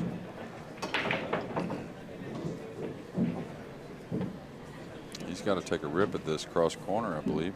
Is he going to spin past the 7? I think he's going to draw it. He's going to hit below the 2 with draw. That way he can put more speed on this as well. Oh, wow. He made it. What a shot. And is he going to get anything? He's going to get a thin one. He's got a real thin one. Oof. Man, this is way past over the halfway point of the side pocket, though. It's almost a better kick than it is a cut. Well. Almost. Yeah. I mean, we already saw 1 he missed to the side like this. We saw a couple in the earlier match, Tyler Steyer. Yeah, he missed a couple like that. Yeah. I don't think he can draw it either. I think he's got to go with the thin hit. Just a thin hit. And if he hits it a hair thick to the pocket, this corner's it's going a little outside. Could swallow the cue ball. Oh, well. He's not going to like this. This isn't going to be ideal at all. And really, with no jump cue, we talked about that. He's in a world of hurt with that 7 ball laying there too. That means the long rail is really cut off. I wonder if he's got the nerve to go over to Thorsten and say, "Can I borrow your jump cue?" I was at a match one time, and he's in a bad spot here. I watched the player go to the crowd and say, "Anybody have a jump cue I can borrow?" Oh, I've seen that before. Yeah. And I'm not one to call it in smaller tournaments. I've not called it, but I've actually called it on an opponent before that it was in the players' meeting. You have to use your own equipment. Yeah. It was a pretty big tournament. I just don't feel it's too correct for professionals to be going over borrowing equipment. I agree. Yeah, it's just, hey. I think he's got to shoot. Borrow before the match. To the side of the 5 with some spin and go at the 3 long rail that way. I think if he goes natural in between the 5 and 10, he's asking for some problems. Oh, he went and got a jump cue. Okay, or maybe that's his break cue, or maybe at the timeout he realized he needed a jump cue, so he went and acquired one. But he did say there was some work going on, so maybe he had that fixed. You tip probably. Look at this shot. What a shot. He's tied up the 6, but who cares? I feel like yelling at the crowd to give him an applause for that. I think there was some. There was 1 or 2. There was some. There's a couple. A shot like that should have brought the house down. And we've got a good crowd watching this match. And it's only going to get more and more. Oh, sure. As the week goes. Oh, what a shot at a big moment. And now, do you just get to the back of the 6? Do you try to break it? It sits nice to come 3 rails and break it. I think I like going at it. Well, the one thing is the 6-9-8 carom shot is pretty much a hanger. I mean, if you get over on the side rail, you can't hardly miss it, really. I think that's what he was trying to lay up. That's what he was trying to lay up for. That's the wrong speed. He's in trouble now. Yeah, he's got a little piece, though.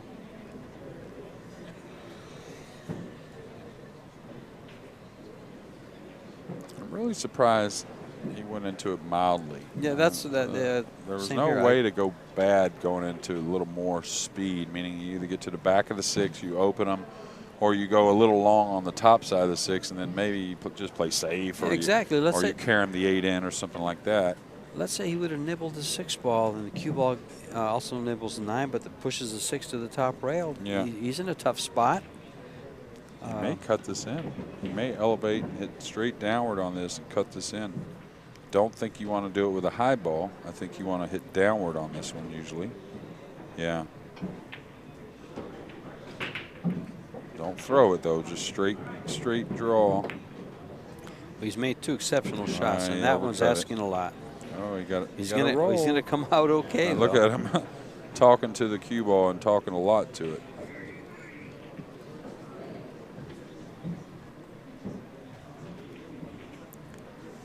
Well, one of these players had a shot like this previously. 3-rail kick.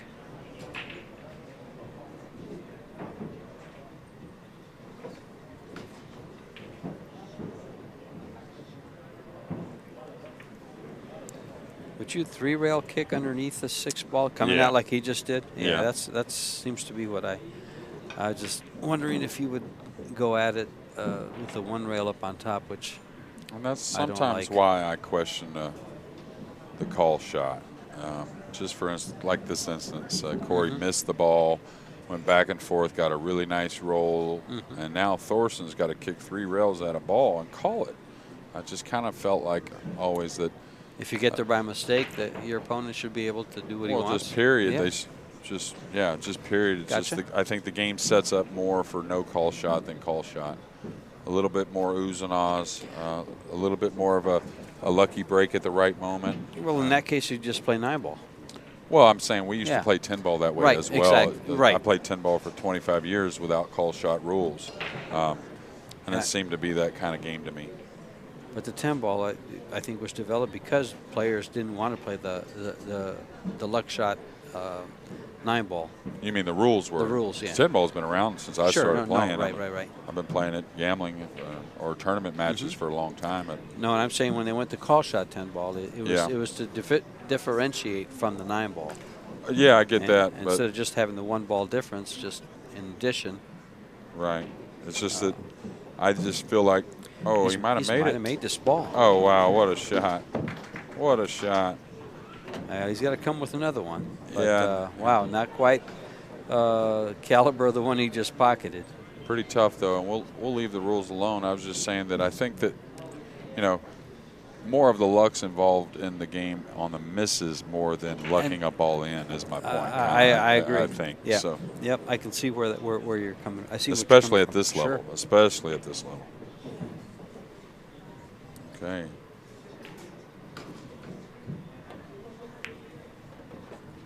Wow. That's 2 good shots Thorsten came with. 2 great incredible shots. Yeah, 2 great shots. You'd like to have those to have won the tournament. Be something to remember. Wow. He's still not out of the woods. He's stretched. This 8 sitting a little funny in the pocket. The 9's near, of course, but. Wouldn't he like to be left-handed right about here? Yeah, right. Yeah. Or just going to go rail first here? I think I would probably reach over. No, I think he's going to draw off of it. Just go ahead and let the stroke out, pull the ball 2 rails out, no problem. Oh, he may be drawing straight back is what he's doing. Okay, nice shot. So he could get to enough of the 8 to where it wasn't too much a problem.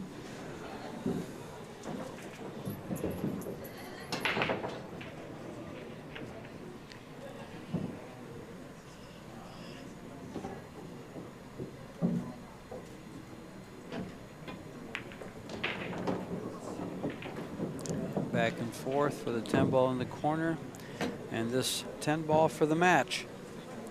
Yeah. What a way to steal this with one heck of a kick shot. Well, sometimes you just have to call that justice. That's right. There it is. What a match, folks. Thorsten Hohmann stays on the winner's side. Corey moves over to the 1-loss side. Jeremy Jones and I are going to be back at 4 p.m. Yeah, 5 or 6 minutes it looks like. Okay. And we'll actually be a little bit behind because we're waiting on another match. Okay. But it shouldn't be long.